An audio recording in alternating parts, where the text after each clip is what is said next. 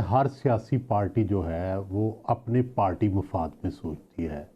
Peoples party अपना मुफाद सोचती है, नून अपना सोचती है, पीटीआई अपना मुफाद सोचती है। सवाल तो ये है कि कहीं ना कहीं अगर मुल्क को चलाना है तो आपको पार्टी मफादात से ऊपर उठना पड़ेगा।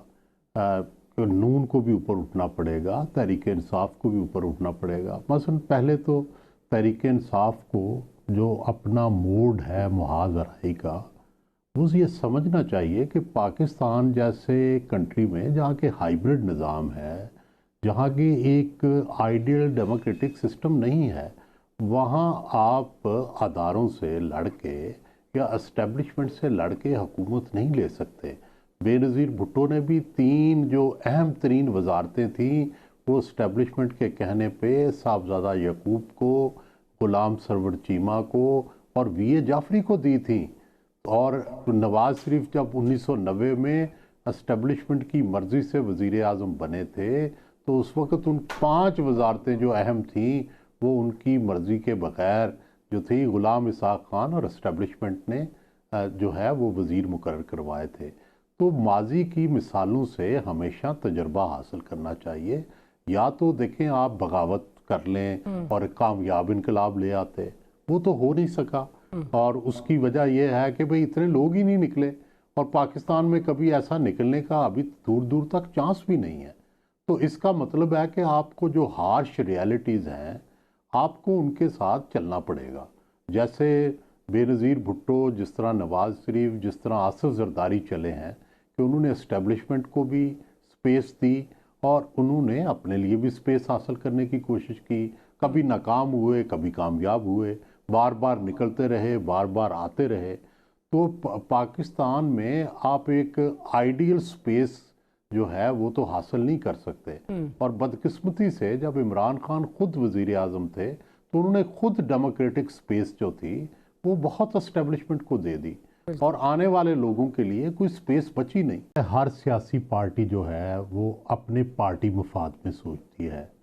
पीपल्स पार्टी अपना मुफाद सोचती है, नून अपना सोचती है, पीटीआई अपना मुफाद सोचती है। सवाल तो ये है कि कहीं ना कहीं अगर मुल्क को चलाना है तो आपको पार्टी मफादात से ऊपर उठना पड़ेगा। नून को भी ऊपर उठना पड़ेगा, तहरीक इंसाफ को भी ऊपर उठना पड़ेगा। मसलन पहले तो तहरीक इंसाफ को जो अपना मूड है मुहाज़राई का, वो ये समझना चाहिए कि पाकिस्तान जैसे कंट्री में जहाँ के हाइब्रिड निज़ाम है, जहाँ की एक आइडियल डेमोक्रेटिक सिस्टम नहीं है, वहाँ आप अदारों से लड़ के या एस्टेब्लिशमेंट से लड़ के हुकूमत नहीं ले सकते। बेनज़ीर भुट्टो ने भी 3 जो अहम तरीन वजारतें थीं वो इस्टेब्लिशमेंट के कहने पे साहबजादा यकूब को, गुलाम सरवर चीमा को और वी.ए. जाफरी को दी थी।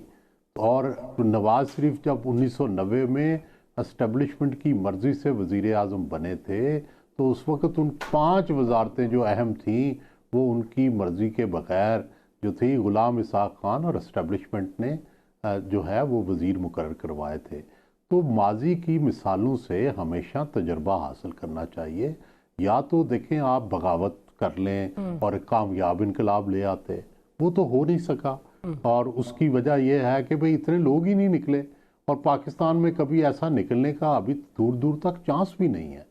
तो इसका मतलब है कि आपको जो हार्श रियलिटीज़ हैं आपको उनके साथ चलना पड़ेगा। जैसे बेनज़ीर भुट्टो, जिस तरह नवाज शरीफ, जिस तरह आसिफ जरदारी चले हैं कि उन्होंने इस्टेब्लिशमेंट को भी स्पेस दी और उन्होंने अपने लिए भी स्पेस हासिल करने की कोशिश की।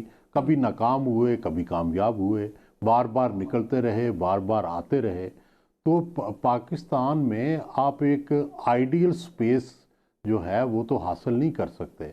और बदकिस्मती से जब इमरान खान खुद वज़ीर आज़म थे तो उन्होंने खुद डेमोक्रेटिक स्पेस जो थी वो बहुत एस्टेब्लिशमेंट को दे दी और आने वाले लोगों के लिए कोई स्पेस बची नहीं।